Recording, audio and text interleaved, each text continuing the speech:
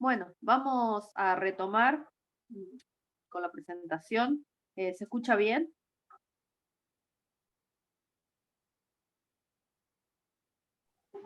Sí, profe, bien, bien. Gracias. Bien, antes que de continuar, no se olviden de dar la asistencia en el campus porque es en el horario de la clase. Si quieren acceder fuera del horario, no les va a permitir. Así que les recuerdo que no se olviden de entrar y poner el presente. Entonces, em, vamos a empezar por los operadores, ¿sí? Los operadores básicos. Y vamos a empezar por los operadores aritméticos, ¿sí? Los operadores aritméticos son bastante comunes entre los distintos lenguajes, por lo menos los principales, que son la adición, la sustracción, la multiplicación y la división. ¿Sí? Estos son los símbolos, en general se comparten. Pueden llegar a variar el de la división entera, ¿sí? Que para el caso de Python es con una doble barra. El resto, ¿sí? Este es un operador que utiliza el por ciento, que lo que les va a devolver es el resto de la división entera. ¿Sí? Entonces, si tenemos una división, con la parte, si nos queremos solo la parte entera, usamos la doble barra. Si nos queremos quedar con el resto de esa división, usamos el por ciento. Y Python tiene la particularidad, que por ahí no lo tienen otros lenguajes, es que tiene un operador propio para hacer la potenciación, ¿sí? Que es con el doble asterisco. Entonces podemos directamente a través de este operador hacer potencias o también hacer raíces, ¿sí? Si queremos la raíz cuadrada, elevamos a ese número a 0,5, digamos, y estamos obteniendo la radicación en ese caso, ¿sí? Y estos operadores van a operar, digamos, valga la redundancia, sobre datos de tipo numérico, sobre enteros y sobre flotantes. Vamos a poder aplicar alguno de estos operadores, ¿sí? Y el resultado que nos va a dar estos operadores con los operandos enteros o flotantes va a ser otro dato numérico, ¿sí? Entonces, a partir de datos numéricos de entrada, ¿sí? De dos enteros sumados vamos a tener otro entero, de dos flotantes sumados vamos a tener otro flotante, ¿sí? Además de los operadores aritméticos, tenemos un conjunto de operadores relacionales que también son bastante comunes en otros lenguajes, que es para poder, como su nombre lo indica, relacionar distintos operadores, ¿sí? Que pueden ser numéricos o de otro tipo, como cadenas de caracteres. Normalmente los usamos con valores numéricos, pero también podemos operar con cadenas, ¿sí? Para preguntarnos si es mayor que, menor que, ¿sí? En el caso de las cadenas, hace una comparación alfabética, ¿sí? Sería una comparación entre dos cadenas, cuál está alfabéticamente antes que la otra, en el caso de la comparación mayor que o menor que. ¿Sí? También tenemos el mayor igual, el menor igual, el igual igual, que es para preguntar si dos elementos son iguales, y el distinto que, ¿sí? Para preguntar si son diferentes, ¿sí? Entonces, las entradas de estos operadores son datos o numéricos o cadenas de caracteres, y el resultado que vamos a obtener ahora es un dato de tipo booleano, es decir, como salida de la expresión relacional nos va a dar un true o un false, dependiendo si la relación se cumple o no se cumple, ¿sí? Entonces, estas estos operadores, ¿sí? Nos vamos a tener esa entrada y como resultado un true, un false. Y además vamos a tener operadores lógicos, ¿sí? Estos operadores lógicos van a operar sobre valores booleanos, es decir, como entrada van a tener valores booleanos y el resultado va a ser otro valor booleano. Y estos operadores lógicos son el AND, el OR y el NOT. El AND es la operación de y, es decir, si tenemos un verdadero y además otro verdadero, entonces el resultado será verdadero. Si tenemos un verdadero y un falso, el resultado será falso. Lo mismo si tenemos un falso y un verdadero, y cuando tenemos dos datos falsos. En el caso de la operación OR, representa el O lógico, ¿sí? Y ustedes pueden encontrar las tablas de verdad construidas donde, dado dos operadores, que serán true o false, ¿sí?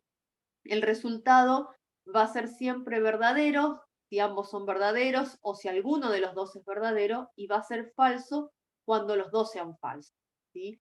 Y el not es la negación, es decir, es un operador unario, es decir, se aplica sobre un único elemento, a diferencia del and y el or, donde vamos a tener un elemento a la izquierda y un elemento a la derecha, ¿sí? Este se aplica sobre el elemento para cambiar su valor, es decir, si lo aplicamos sobre un verdadero nos devuelve un falso, y si lo aplicamos sobre un falso nos devuelve verdadero, es decir, nos devuelve el complemento de ese valor booleano. Y además, Python tiene un operador que se denomina operador de pertenencia, ¿sí? Que es el in, ¿sí? Que lo que nos permite poder identificar si hay algún elemento que pertenece a una secuencia, ¿sí? Todavía no hemos visto secuencias, vamos a ver una en breve, ¿sí? Pues vamos a tener que trabajar con tipos de secuencia, que son conjuntos de datos. Lo que nos permite el operador in, ¿sí? Es chequear de alguna manera si un elemento está o no está dentro de ese conjunto, ¿sí? Por su parte, el not in, digamos, combinamos la negación con ese operador de pertenencia, nos permite chequear si no está. La salida, en este caso, de este operador va a ser un true, un false, ¿sí? Es decir, si está, va a ser true, si no está, ¿sí? En el in, va a ser un false. Ahora, si el not in, si no está, me va a devolver un true, y si no está y está, digamos, me devuelve un false, ¿sí? Es decir, se usa de esa manera. Entonces, vamos a ver un ejemplo, ¿sí? Ahora vamos a ir trabajando sobre algunos ejemplos sobre lo que vimos en la primera hora, ¿sí? En este caso traje este ejemplo de la clase calculadora, ¿sí? Y fíjense que tenemos todos métodos estáticos, ¿sí? Hemos dicho que los métodos estáticos no trabajaban sobre los atributos ni de clase ni de instancia. En general, se utilizaban justamente cuando había operaciones que no dependían de atributos de instancias o de clase y podían recibir parámetros para realizar sus tareas. En este caso, mi clase calculadora tiene las operaciones básicas de sumar, restar, multiplicar y dividir, esas 4 operaciones, todos implementados como métodos estáticos, ¿sí? Yo le agrego el decorador static method en cada uno, ¿sí? Y defino mi método, en este caso sumar, restar, multiplicar y dividir, y cada uno de estos recibe 2 valores numéricos, en este caso num1 y num2, y retorna, ¿sí? El valor sumado, restado, multiplicado o dividido en cada uno de los casos, ¿sí? Fíjense, no hay unas instancias ni de clase ni instancias de método. En este caso simplemente tengo puros métodos estáticos, ¿sí? Donde con estas 4 funciones, ¿sí? Sumo, resto, multiplico, y aquí en particular, en el de la división, ¿sí? Me aparece una estructura condicional, ¿sí? Que lo que hace es chequear previamente a hacer la división de que el denominador, ¿sí? No sea, sea distinto de cero, es decir, no sea cero en este caso, porque la división por cero no está definida, ¿sí? Y por lo tanto, yo no puedo hacer la división si el número 2 es 0, ¿sí? Por lo tanto, chequeo previamente que sea distinto de 0, ¿sí? Y entonces, si es distinto de 0, hago la división. De lo contrario, retorno un non, que es una especie de valor nulo, no es ningún valor, ¿sí? Directamente me va a imprimir un non por pantalla si intento hacer la división pasando el segundo número igualado a 0. Entonces, muestro las salidas, ¿sí? Fíjense, accedo directamente a la clase, ¿sí? Para poder acceder a los distintos métodos. No necesito instanciar un objeto en este caso. Directamente accedo a través de la clase calculadora a cada uno de sus métodos, ¿sí? Sumar, restar, multiplicar y dividir, pasándole valores. En este caso los paso directamente estos valores, ¿sí? Y podría haberlos leído por pantalla y después llamar a los métodos. Acá directamente los escribí y me va a mostrar como salida el resultado correspondiente a las distintas operaciones que estoy realizando. ¿Sí? Este es un ejemplo muy simple donde se muestra la conveniencia de utilizar estos métodos estáticos en lugar de los otros métodos de clase o de instancias que vimos anteriormente. Bueno, a ver si puedo pasar la presentación. Ajá, bien. Estaba como medio inestable internet, pero voy chequeando que se puede ver bien, ¿sí? Y como vimos en el ejemplo anterior, aparecía la estructura condicional if, ¿sí? Esta estructura condicional también es común en varios lenguajes, ¿sí? También a través de la palabra reservada if, que significa sí. Esa sería nuestra traducción, ¿sí? Y para poder utilizar este tipo de expresiones, ¿sí? Necesitamos establecer condiciones, ¿sí? Entonces, si se cumple una determinada condición, haremos determinadas acciones y si no se cumple, haremos otras acciones, ¿sí? Así, lo que nos permite esta estructura condicional es poder tener distintos caminos a través del código, ¿sí? En el ejemplo anterior, nos daba la posibilidad de que si el denominador era 0, no hacer la operación de división, ¿sí? Porque íbamos a tener un error, hay una excepción, y en ese caso devolver otro valor para subsanar el problema. Podríamos tener un print que nos indique no se puede hacer la operación, es decir, en lugar de que el programa se corte y salga con un error, poder controlar ese problema antes de que suceda, ¿sí? Ahora, si todo iba bien y el número que nos pasaban era distinto de 0, podíamos hacer la operación. Entonces nos permite tener esas dos posibilidades. Y la estructura condicional if puede ser o simplemente con las acciones por el verdadero, que le llamamos, es decir, chequear una determinada condición. Si esa condición se cumple, hacemos una o más acciones, ¿sí? Todas las acciones que querramos hacer tienen que estar identadas, es decir, el ámbito de aplicación de las acciones, si la condición es true, son todas aquellas que comparten la misma identación dentro de la estructura if, ¿sí? O sea, ¿dónde termina el if?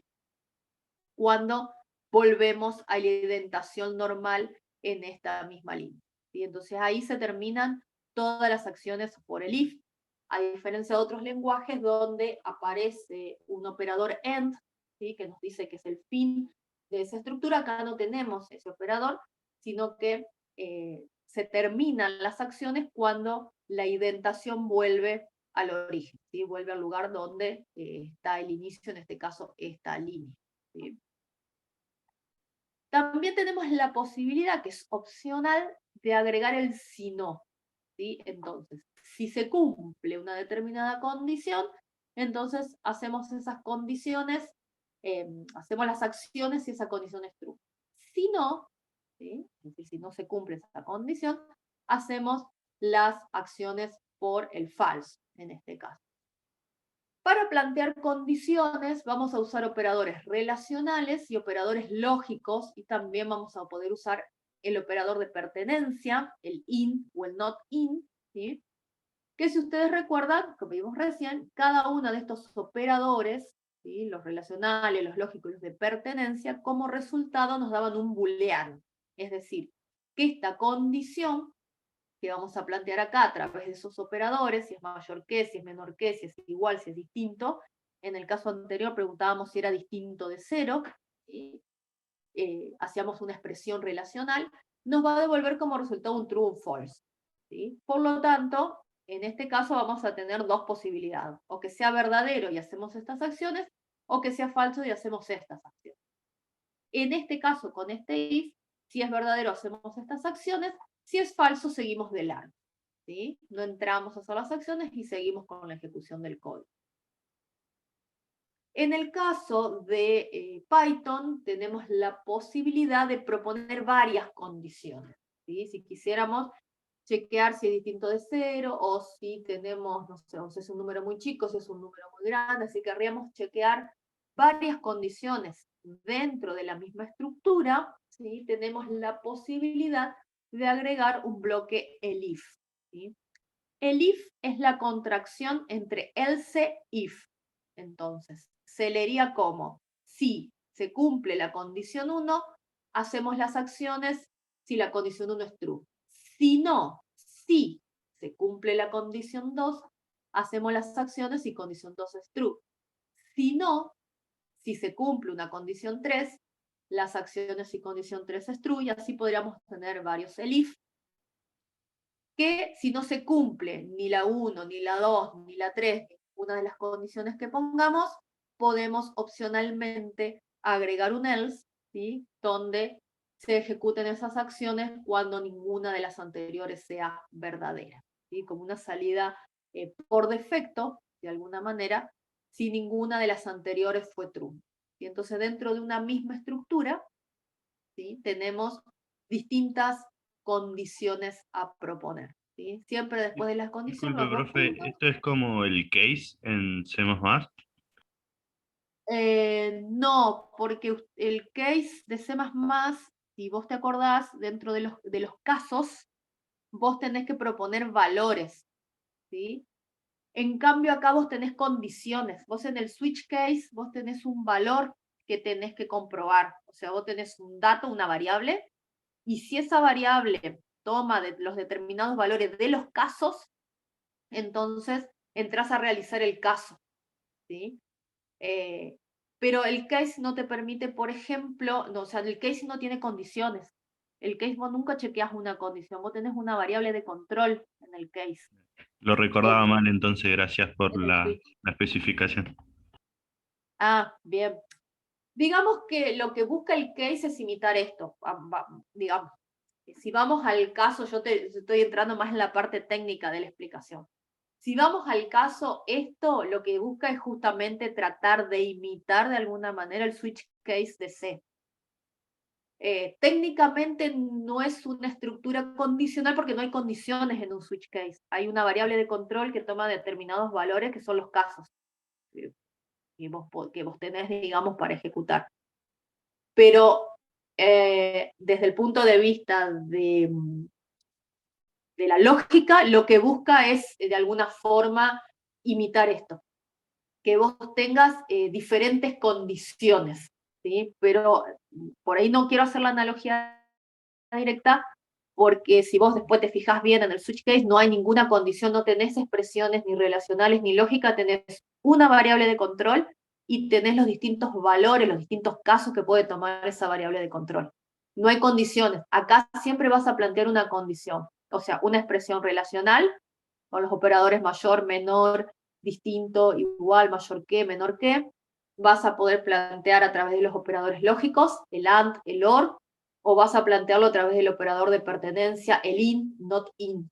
Entonces, vas a plantear una expresión, vas a tener el resultado true o false, y dependiendo de eso va a hacer que entre o no entre a hacer las acciones, ¿sí?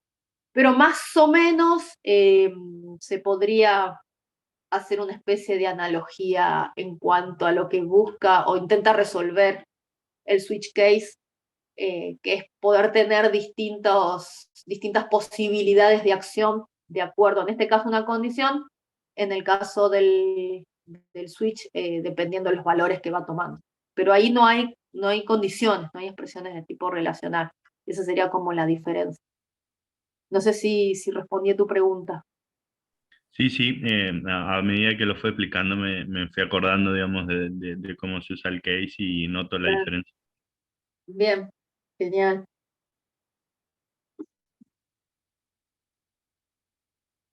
Vamos a ver otro ejemplo, ¿sí? De una clase, acá le llamé semáforo a esta clase, ¿sí? Tengo mi constructor, mi método init para para construir, digamos, este elemento, ¿sí? Cuando instancio un objeto, le doy un color inicial, acá faltó el guión bajo, se ve, que lo paso como parámetro. ¿sí? Le voy a pasar cuál quiero que sea el color inicial, ¿sí? Fíjense, acá estoy instanciando el objeto semáforo, ¿sí? Se llama S1 el objeto, y le digo que va a arrancar en rojo. Ese va a ser el color inicial de mi semáforo. Y tengo dos métodos de instancia, en este caso mostrar estado, que lo que hace es devolverme cuál es el color que tiene en ese momento el semáforo. Si yo quisiera consultar su color, lo que me dice es, me devuelve ese color, ¿sí? Que va a tener. Y después tiene otro método de instancia que es cambiar el estado, ¿sí? Donde voy a recibir mi objeto y acá voy a hacer un chequeo para ver en qué color está y a qué color tendría que ir, ¿sí? Las transiciones van a ser de rojo a verde, de verde a amarillo y de amarillo a rojo, ¿sí? Más o menos como convencionalmente funcionan los semáforos. Sé que hay otras posibilidades, pero en este caso es ir convencional en esas transiciones de color. Entonces, lo que va a plantear es que si el color inicial es rojo, ¿sí? O sea, una vez que le pido cambiar de estado, si arranca en el color rojo, ¿sí? Ese cambio, entonces la transición tiene que ser a verde, ¿sí? Entonces, si ese es el color, me voy a verde. Si no es rojo, pregunto entonces si es verde. Y si la transición es verde, perdón, si el color es verde, entonces le digo que tiene que transicionar al color amarillo, ¿sí? Colocar ese color. Estoy cambiando, acá alterando el atributo. Fíjense el atributo color que tenía un valor inicial, le estoy diciendo ahora que sea de otro color. Y si no, es decir, si no es rojo o no es verde, la única posibilidad es que sea amarillo, que es el tercer estado que puede llegar a tener, en cuyo caso tiene que transicionar a rojo, ¿sí? Y que me devuelva el color. Entonces, cada vez que llamo al método mostrar estado, va a entrar a ejecutar este método, ¿sí? Ese método, como es un método de instancia, tengo que aplicarlo sobre el objeto S1, en todos los casos, y le pido que muestre estado, me va a mostrar rojo, ¿sí? Porque es lo que me devuelve. Si lo vuelvo a llamar, me va a mostrar verde. Si lo vuelvo a llamar, me muestra amarillo. Si lo vuelvo a llamar, me muestra rojo. Y así, a medida que lo voy llamando, va a ir transicionando de rojo, verde, amarillo, todas las veces que yo lo vaya a llamar, ¿sí? A menos que yo cambie en algún momento, acceda a su atributo y le modifique manualmente el color, pero si no, va a ir chequeando en cuál es su color inicial, ¿sí? Cuando llama el método, y en función de eso va a transicionar, ¿sí? Este ejemplo era más que nada para mostrar un uso del elif y el else para un ejemplo particular y bastante sencillo en este caso, que es la de la clase semáforo. Acá hay otra clase, ¿sí? Donde en este caso es para mostrar un ejemplo de un método de clase, ¿sí? Tengo la clase caballo, ¿sí? Y en este caso mi clase caballo tiene una variable de clase, que es un contador, que lo que va a hacer este contador es ir registrando cuántos objetos voy creando de esta clase, ¿sí? Yo voy a tener una clase caballo, voy a crear distintos caballos, y lo que voy a hacer es ir contando cuántos objetos he ido creando de esta clase. Es bastante útil por ahí si uno quiere controlar cuántos elementos se van creando, cuántos objetos se van instanciando, poder ir contándolos, ¿sí? Tengo mi constructor donde para cada caballo simplemente lo que voy a instanciar como atributo de instancia es el nombre que tiene ese caballo y un color, ¿sí? Van a ser dos datos de tipo string, el nombre y el color del caballo, y lo que voy a hacer es inicializar un número, ¿sí? También voy a tener este atributo, qué número tiene ese caballo, que lo que voy a hacer es ir contándolo a través del método de clase contar, ¿sí? Este método de clase contar lo que va a hacer es que cada vez que yo genere una nueva instancia, cada vez que genere un objeto de tipo caballo, lo que va a hacer es incrementar este contador en 1. ¿Sí? El más igual 1 es una abreviatura de contador igual a contador más 1, es una forma de abreviar. Los que vienen por ahí de C o han visto C, es muy común en C utilizar este operador en lugar de la forma larga, pero lo que quiere decir es que tomo el contador que tenía, le sumo 1 y lo vuelvo a asignar al contador. ¿Sí? Es la forma compacta de escribir esa expresión.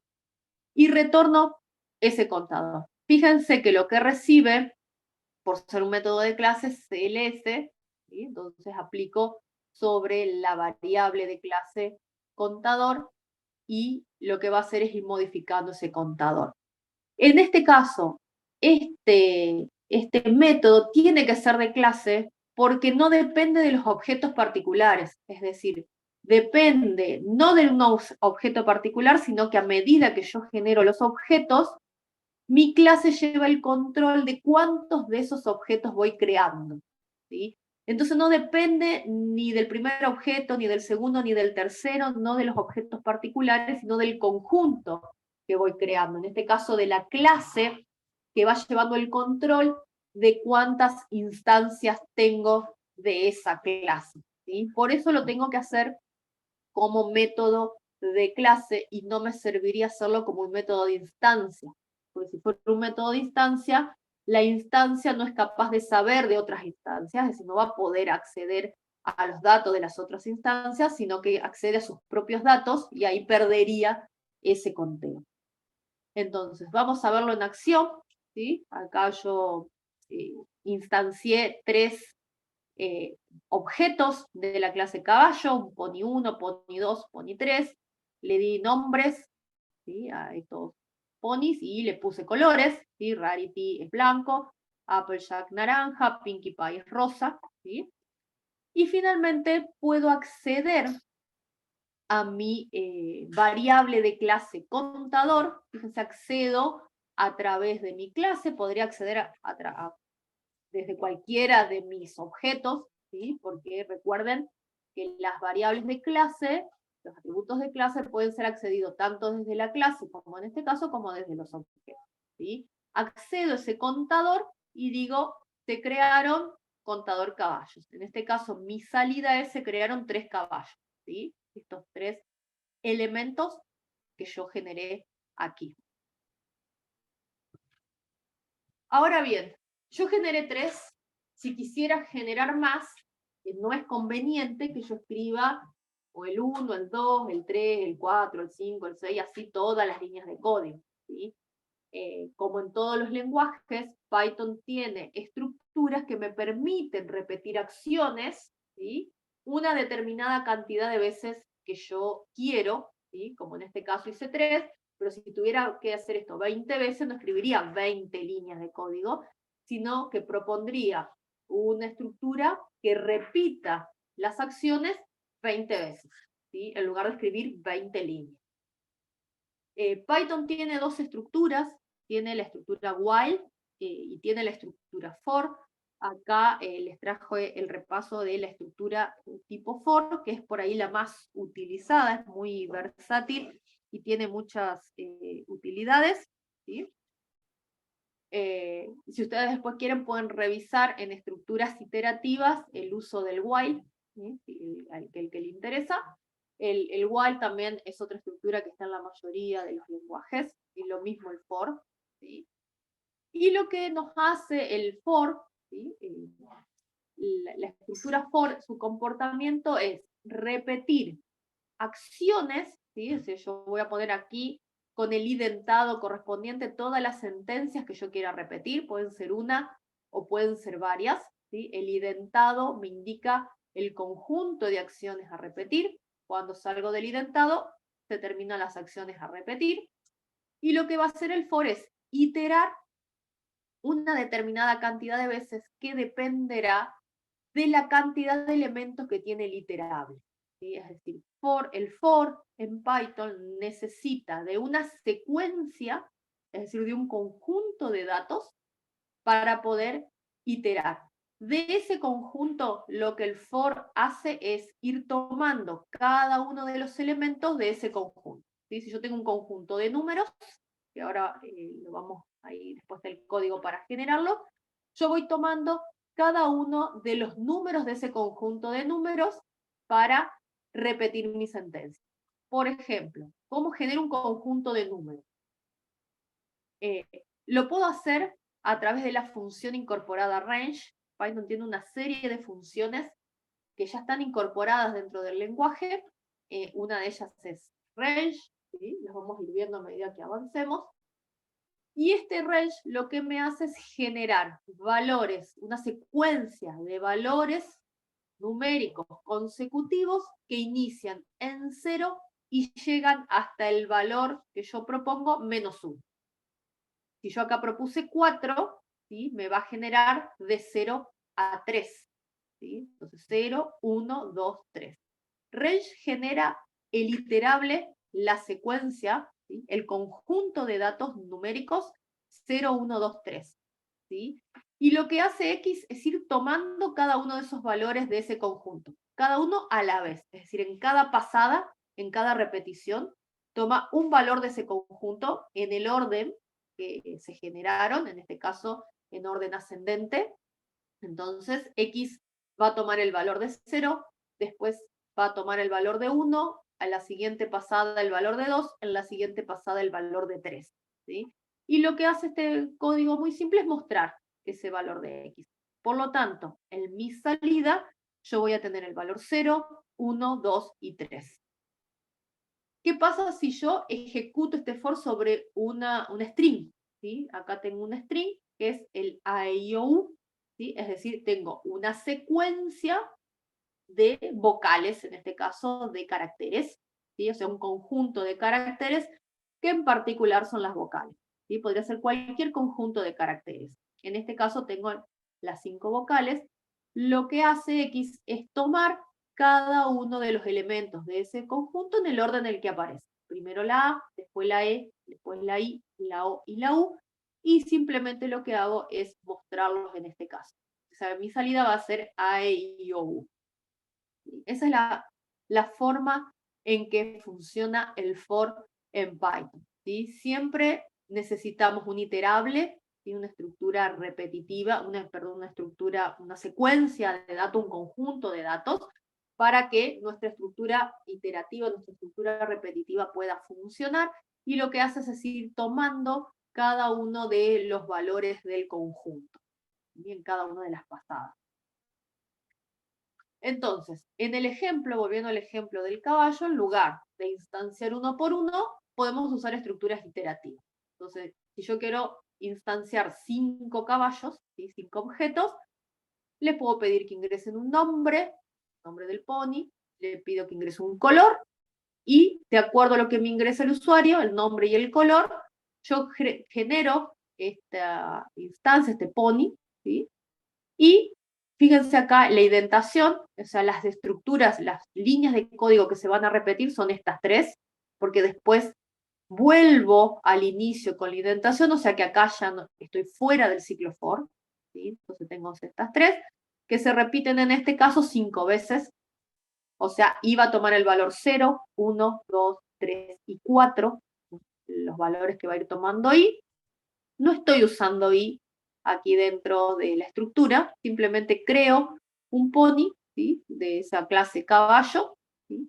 Y al final digo se crearon caballos.contador caballo. Me va a mostrar que se crearon 5 caballos, ¿sí? Ahora bien, estos caballos que se crearon dentro de la estructura, y yo fui reemplazando siempre la misma etiqueta, la misma variable, es decir, el mismo objeto. Lo reemplacé con el caballo, después el caballo 2, el caballo 3, es decir, fui sobreescribiendo, en este caso, el objeto. Con lo cual, cuando salgo de mi estructura for, si yo quiero acceder al objeto, solamente voy a acceder al último nombre que haya ingresado y al último color que haya ingresado. Porque las demás se fueron sobreescribiendo. No fui guardando cada uno de los caballos que generé, ¿sí? Lo ideal sería poder registrar cada uno de estos caballos que fui generando dentro de una estructura, porque si no, al final generé 5 caballos, pero me quedé solamente con uno, porque nunca cambié o le puse otro nombre a cada uno de ellos y sobreescribí siempre la misma etiqueta. ¿Sí? Entonces voy a perder la referencia a los anteriores. Para eso lo que vamos a hacer es usar listas. ¿Sí? Y acá también un breve repaso de listas. ¿Sí? La lista es una secuencia de elementos, es una secuencia que está ordenada en el sentido en que yo puedo acceder después a través de un índice a esa secuencia, ¿sí? Es un tipo de dato compuesto, es decir, está compuesto por otros datos más simples, como el flotante, el entero, el string.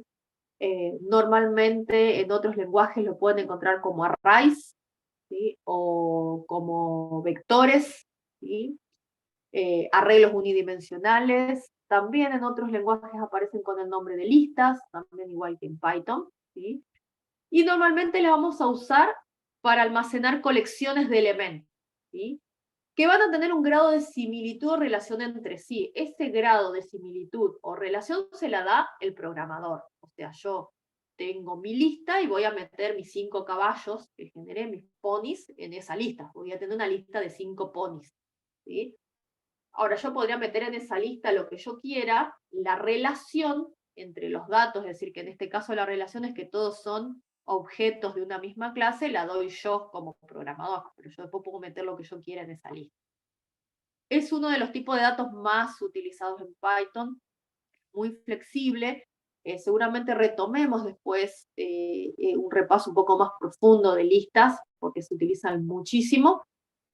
Así que también les dejamos ahí para que ustedes puedan revisar, digamos, la documentación, como para ir familiarizándose con esta estructura.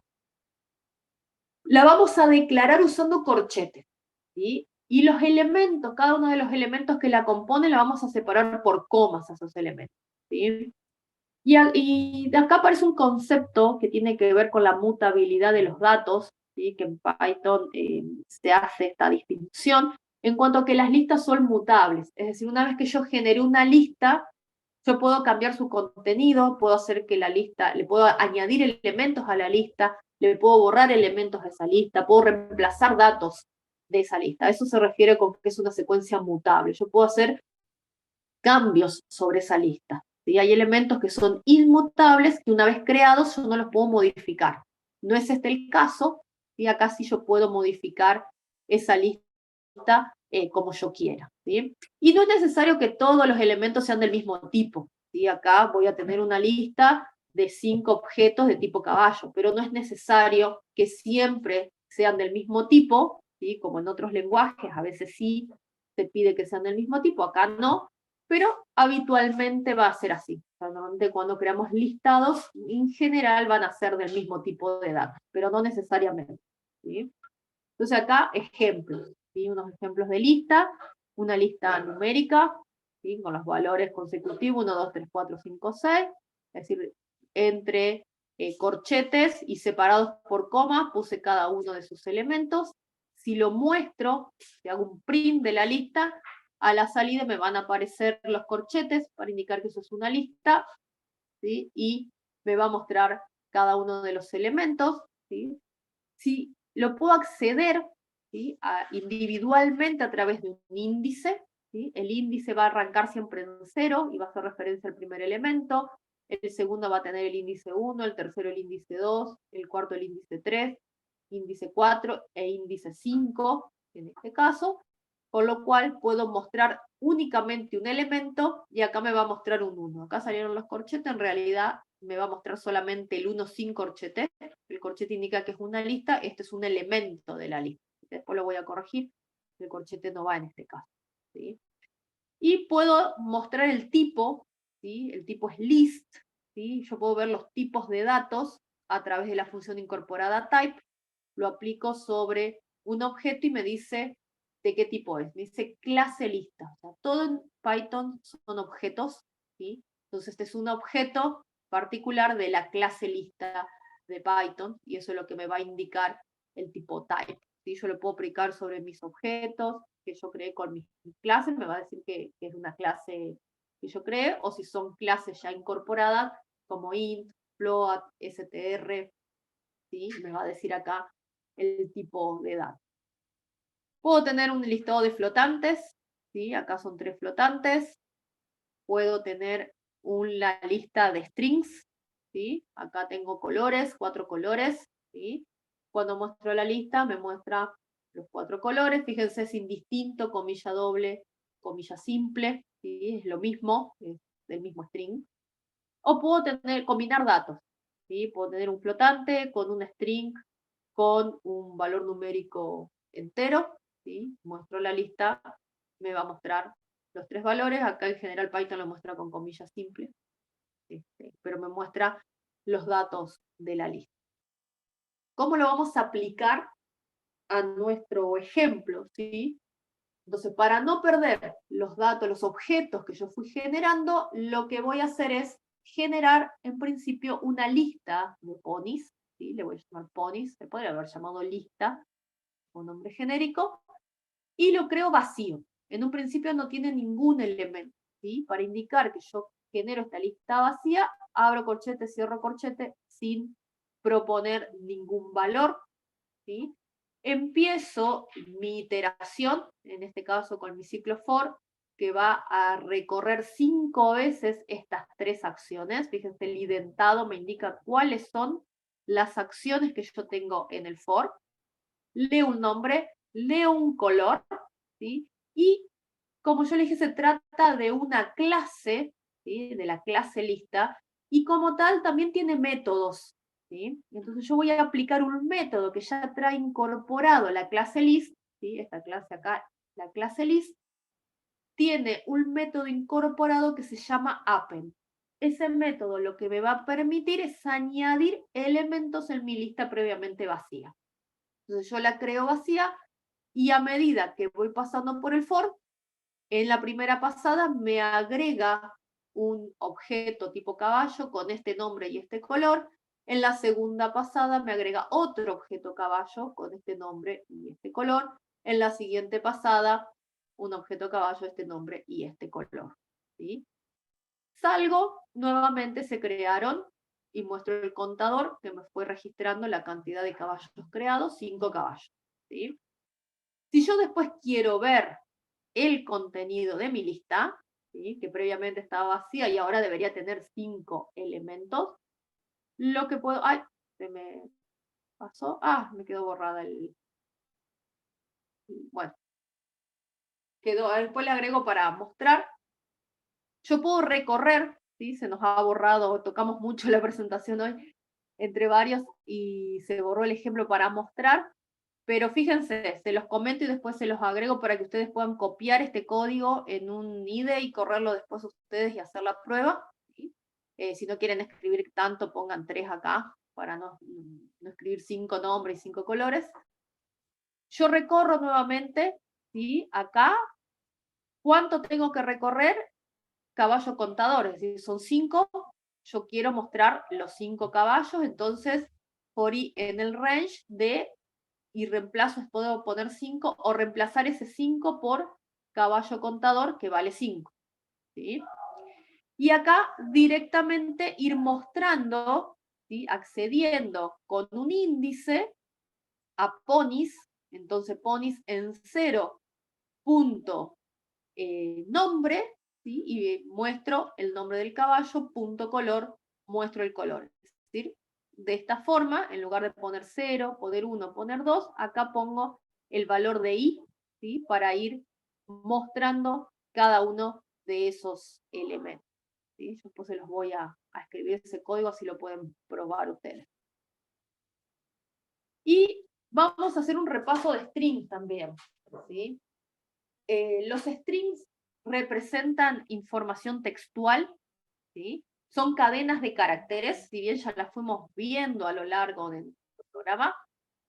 Son secuencias inmutables, es decir, una vez que yo creo ese string, yo no puedo cambiar un elemento de ese string, es decir, si tengo un error de ortografía, no puedo entrar a cambiar el carácter particular, ¿sí? Tengo que reescribir y hacer otra cadena distinta.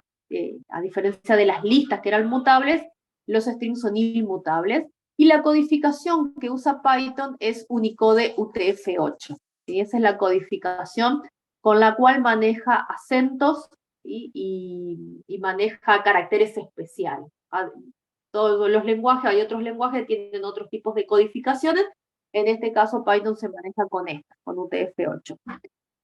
Es un tipo secuencial, es decir, está ordenado de acuerdo a cómo voy escribiendo esa cadena, ¿sí? Es el orden de los caracteres. El tipo es el str, ¿sí? Y lo puedo definir a través de comillas simples o a través de comillas dobles, ¿sí? Es decir, es lo mismo, es el mismo string para Python, comilla simple o comilla doble, pero hay posibilidades de usar comillas triples, simples o dobles para hacer varias líneas de texto. Es decir, en este caso tengo una sola palabra, una sola frase, una sola línea. Pero si yo quiero varias líneas de texto, entonces voy a usar estas comillas triples, así simples, o triples comillas dobles, y me va a permitir poder iniciar un texto en una línea y tener 5, 6, 10 líneas de texto utilizando estas comillas. Entonces, tenemos distintas formas para formatear salidas con un print, ¿sí? Hasta ahora habíamos usado el print y simplemente separábamos con coma todo aquello que queríamos mostrar. En este caso, por ejemplo, tengo el valor de pi, 3,14, ¿sí? Un radio, y yo quiero mostrar la circunferencia. El print me permite poder hacer cálculos directamente y mostrar el resultado de esas operaciones. Fíjense, yo tengo una operación aritmética de multiplicación, 2 por pi por r, para mostrar la circunferencia, y la hago directamente dentro del print. Y lo que me va a mostrar es el resultado 78.5398. ¿Sí? Yo lo puedo hacer de esta manera, es decir, ir mezclando, por ejemplo, un string, ¿sí? En este caso comilla doble, digo la circunferencia es, coma, un valor, poner coma y poner otro string, así teníamos en el ejemplo de los caballos, ¿sí? Un poquito acá, ¿sí? Un string, el contador de caballos, otro string, para que me armara la salida de esta manera, ¿sí? Se crearon 5 caballos. Otra forma que tengo es a través de los f-string, ¿sí? En los f-string, ¿sí? Yo le agrego una f delante de la cadena, ¿sí? Para indicar que esto es un f-string, y lo que hago es proponer los valores numéricos dentro de llaves, y lo que va a hacer Python es reemplazar esas llaves, lo que está dentro de las llaves, por el valor numérico correspondiente. En este caso, la operación aritmética de 2pi por r. ¿Sí? Entonces, escribo de esta manera. Y la última forma, y hay más, yo les traje estas 3 que son como las más utilizadas, pero hay más maneras, hay como 2 o 3 formas más de formatear salidas, ¿sí? Estas son como las principales, es utilizar la cadena, ¿sí? Y a partir de la cadena aplicar el método format, ¿sí? Sobre la cadena, ¿sí? Es un objeto también el string, tiene este método que lo que hace es reemplazar aquello que está entre llaves, ¿sí? Con un formato particular y el valor que yo quiero formatear. En este caso le paso a format la operación aritmética 2pi por r. ¿Sí? Las 3 maneras hacen lo mismo. Ahora, utilizamos en general los f-string cuando queremos evitar los espacios, porque por ejemplo acá esto me va a agregar un espacio por defecto, es decir, yo pongo 2 puntos, y aunque no ponga espacio acá, me va a agregar un espacio entre este elemento y este elemento. Si yo no quiero que aparezca el espacio, entonces el f-string es mi mejor solución, digamos, para proponerlo. Acá yo lo agregué manualmente, pero si quisiera no tener ese espacio, podría pegar en los 2 puntos este resultado, ¿sí? Y el format en general y también el f-string nos permite también mostrar las salidas formateadas, por ejemplo, con una cantidad determinada de decimales, ¿sí? Entonces, acá me muestra con estos 4 decimales, 78,5398, pero si yo quisiera mostrar con menos decimales, yo puedo utilizar muy fácilmente el f-string o el format para indicar que solamente quiero 2 decimales, ¿sí?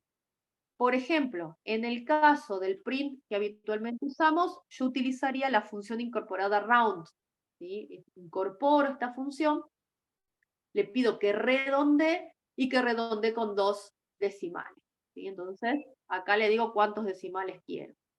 Para poder hacerlo con el fstring directamente al valor, a través de los 2 puntos le indico el formato. El punto me dice que el formato tiene que ser en los decimales y le pido que sean 2 decimales, ¿sí?